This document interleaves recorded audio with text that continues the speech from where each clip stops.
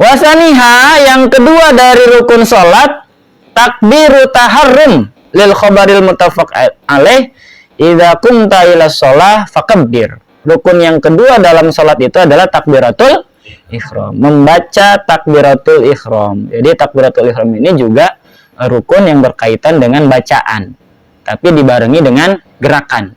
Jadi ini nih takbiratul ihram nih masuk ke macam rukun fi'liyah sama qauliyah, dua-duanya dapat. Apa dalilnya? Apa dasar hukumnya? Yaitu hadis muttafaq alaih yang berbunyi idza qumta ila shalah fakabbir, bila kamu salat maka bertakbirlah. Selanjutnya bunyi hadis yang lain summa qra ma tayassara ma'aka minal Qur'an summarka hatta tat'inna raki'an summarfa hatta ta'dila qa'iman summasjud hatta tat'inna sajidan summarfa hatta tatma'inna jalisan summaf'al dzalika fi sholatika kulliha.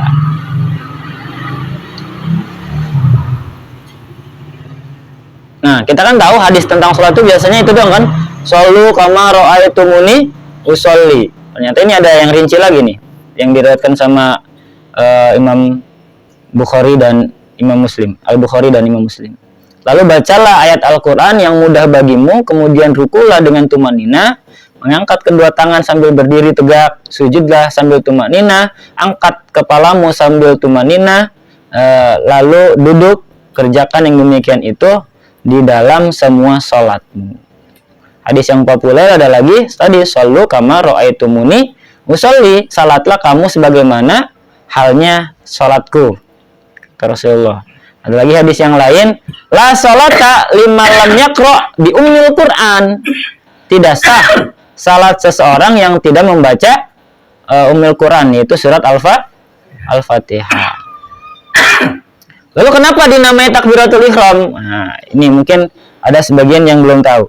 Sumiya bidzalika, dinamai dengan takbiratul ihram li'annal musolli, karena dengan takbiratul ihram itu orang yang sholat yahrumu alaihi bihi makana halalan lahu qablahu.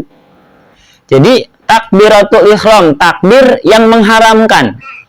Apa yang diharamkan? Semua yang halal di luar sholat. Ketika sholat itu hukumnya haram, ditandai dengan takbiratul ihram.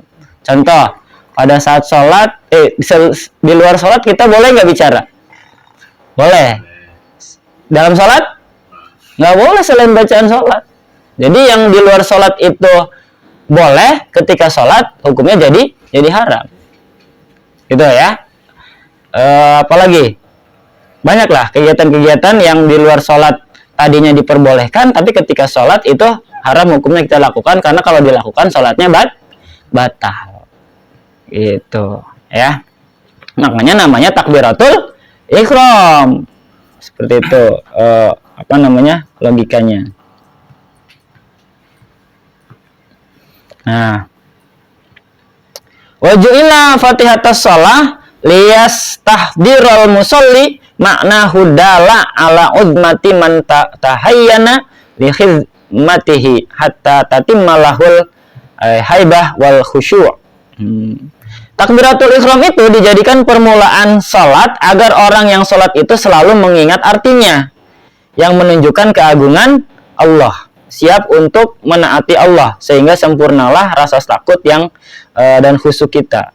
Jadi pada saat takbiratul ihram itu, di situ tujuannya kita mengingat Allah, bahwa Allah itu maha besar. Makanya ada lagi takbir yang lain, namanya takbir intikal. Nah, beda nih. Kalau takbiratul ihram takbir yang pertama, kalau takbir intikal yang hukumnya sunnah itu takbir yang rubah posisi dari berdiri ke ruku. Kita kan takbir tuh, Allahu Akbar. Dari i'tidal ke sujud takbir lagi, Allahu Akbar. Dari sujud ke duduk di antara dua sujud, Allahu Akbar. Itu namanya takbir intikal.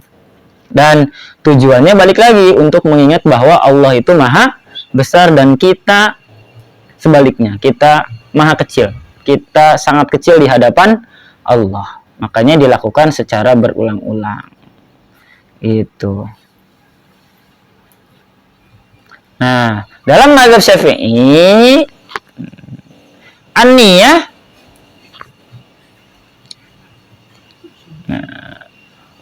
fi jami'i shalah makrunan bihi ay bi takbirin niyah li anna takbira awalu arkanis shalah fatajibu muqaranatuha bihi.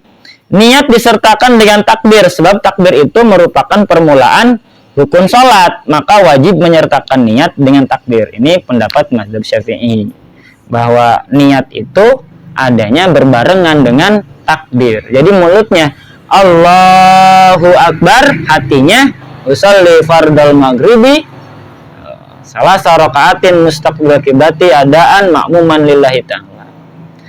Tapi kalau kita jadi makmum wajib menghadirkan makmuman. Tapi kalau jadi imam nggak wajib kecuali sholat Jumat. Nah, kalau sholat Jumat imamnya juga wajib bilang dalam hatinya imaman lillahi ta'ala. Jadi kalau sholat sehari-hari nggak wajib. Artinya walaupun dia niatnya nggak jadi imam, tapi ada orang yang di belakang jadi makmum dia, dapat pahala berjamaah tuh si imam juga tuh. Gitu ya. Tuh balik lagi ke masalah niat tadi. Sampai sini? Udah ngantuk? Wah, sepi nih. Pak Thomas, yes. Mandi wajibnya udah lewat sih.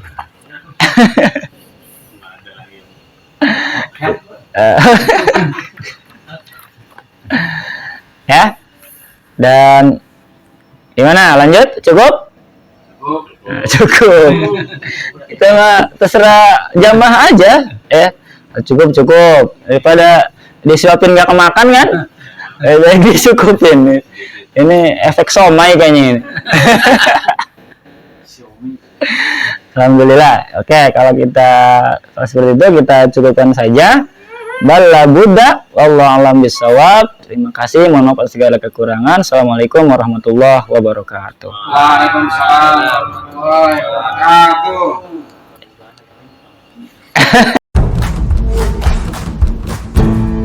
Kalau mau masuk di situ duduk deh. Bismillahirrahmanirrahim. Yasin wal Qur'anil Hakim. Innaka laminal mursalin ala siratin mustaqim. Tanzilul azizir rahim.